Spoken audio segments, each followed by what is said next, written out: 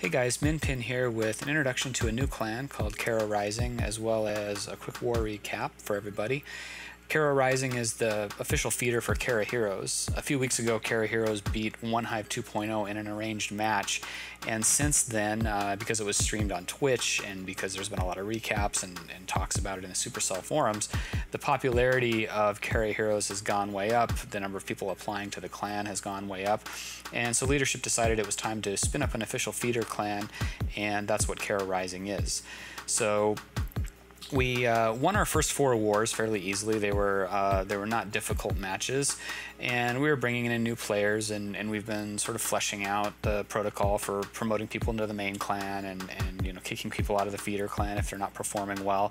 And in our 5th war, we got a really interesting matchup. We ended up getting matched with Casterly Rock, and Casterly Rock at the time was a 144 win clan, and we were sitting at 4 wins. And so obviously leadership of the clan was a little bit nervous because we had brought in, around 30 brand new players, and in this particular war we had 10 or 12 folks who, this was our very first war with them. And so, they were completely untested players. We didn't know how the attacks were going to go. We didn't even know if they would listen to some of the organizational rules and things like that. And so obviously a little bit nervous going in, but decided to fight really hard and see what we could do. Well, let's get to the war, and as if this war weren't already interesting enough, Casterly Rock's leaders decided to start posting smack talk in their clan description about 10 minutes into prep day. And we've seen this before. I'm sure a lot of you out there have seen it, and it's usually intended to provoke some kind of response that gets the leaders banned for a couple of days and take an easy win. We try not to let it affect us, but in this case it was strange. It got a little personal, and for example, right away they started dissing our main clan, and here they are about to fight a feeder to the main clan. They haven't proven anything yet, and they're already trash talking about the main clan, which seems pretty arrogant. And here's another example of them actually calling out a specific player in our clan who had had a couple of bad attacks, and this was a brand new person to the clan. This was this person's first war with us, and they ended up leaving after seeing this being posted in the clan description for Casterly Rock. And this went on. They kept changing it. They have 5 or 6 different times, and here's another one saying that we haven't learned how to 3-star yet, which is kind of funny because at this point in the war we were ahead and we actually had more 3-stars than they did. And so what we're going to do now is we're going to take a look at their leader's attack on one of our bases. One of our players, Anch, was nice enough to let me show this replay of his war base, and let's just take a look at what their idea of getting a 3-star looks like from their clan leader. Alright, let's take a look at this attack. It looks like from the comp that it's maybe a Shattered Gola Loon. I only see 1 hound, which is kind of weird. We see right away the wall breakers get smoked by the wizard tower, so that's going to put this guy in a lot of trouble. His golems are kind of stuck on the wall or going around. His wiz are coming in. Now his king's already taken a walk, and nothing can get through, so crucial obviously to the beginning of that raid. I also don't see a lightning spell, so I'm not sure how this guy planned on dealing with the CC troops. I guess just heroes and wiz, but then he's still got the queen behind them, and of course nothing's even close to the queen.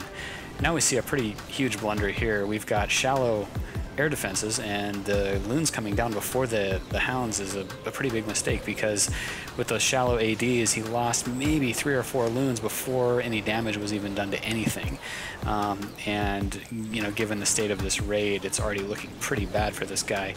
The loons are going down, the queen is still up, the queen's firing on the hound. As soon as she kills that, she's going to go straight for the loons. The CC troops are just free reign all over those loons, and so we got whiz and archers hitting those loons. Sitting at 47%, this doesn't look great. His last couple of archers getting dropped, and still some CC troops alive heading up.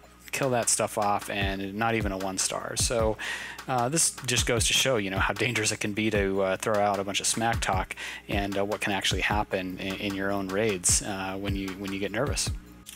Alright, now that we've seen what an epic fail Gola Loon looks like, let's take a look at a well-executed one. Here's Xylem, one of our newer members, attacking a much more difficult base with the Gola Loon. He's started off with his golem spread, and he's got his whiz spread to create his funnel. Perfect execution on that. bringing his troops and really making sure he's got that funnel created before he drops the jump. And you'll notice he still hasn't dropped the Barbarian King. He wants to make sure those golems get up ahead of the Barbarian King so he doesn't take a lot of damage. Here comes the CC troops. That also means the CC troops will zone in on the golems instead of the Barbarian King. He's holding off for that lightning.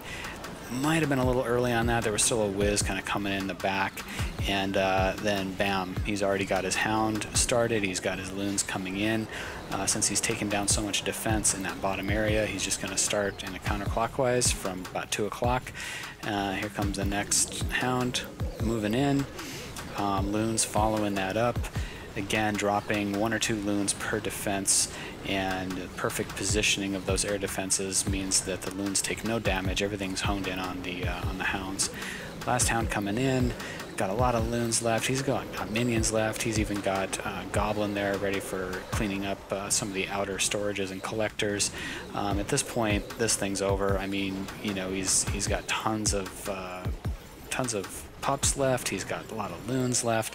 He really just has to take care of that last Tesla, and that's it. It's all cleanup time at this point, and a race against the clock. But since he deployed so quickly, you know, there's going to be no problem getting all this stuff cleaned up before the timer runs out. He even had those backup minions coming in the back of the base that are tearing through the rest of those buildings.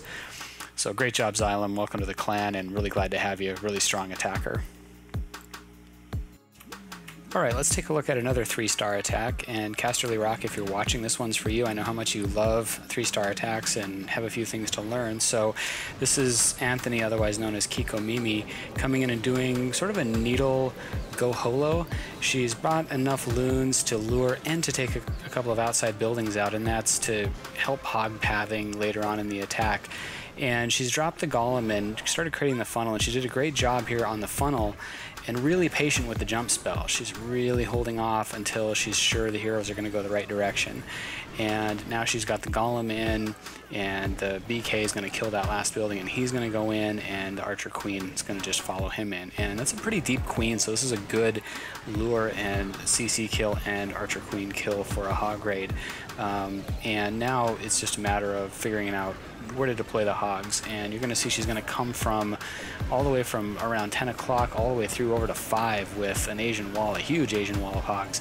And this is a good setup for this base because there's definitely a chance there's some spring traps and maybe a single giant bomb. There's definitely probably a double giant bomb set in the center, and so this really spreads the hogs out and makes sure that they don't all go through one spring trap or they don't all get killed by the same bomb. And she's pretty conservative with the heal spells. She's got one saved for the middle, which is pretty important because those bombs are in there, those Teslas are in there, and if you notice, that heal is actually healing her golem, it's healing her BK back up to full strength, it's healing the whiz that we're following that in. I mean, just really nice benefit of saving that last heal for the middle part there. And now we're just at the cleanup phase. She's got more than enough troops. This thing was over a while ago, and just a great job. Kiko's been a good add to the clan. She's really come through with a lot of great attacks, and we're glad to have her. And there you go, nice 3-star. Alright guys, that'll about wrap it up. From everybody at Kara Rising, you know, we just want to wish Casterly Rock a happy birthday. We know they were celebrating their 1-year anniversary, and I hope you had as much fun on your birthday as we did. We do appreciate the extra XP during the bonus XP promotion that Supercell is doing. And to everybody at Kara Rising, amazing war. I mean, pulled together some just fantastic clutch attacks right when we needed it, and this is pretty big. I mean, a 4-win clan taking down a 144-win clan. Remember, we're a feeder, and we're brand new. We had 30 people that were relatively new to the clan, so really appreciate all the hard work, everybody. Thanks to the co-leaders and other folks in the clan who really helped pull this win together. It was awesome, and we'll see you guys next time.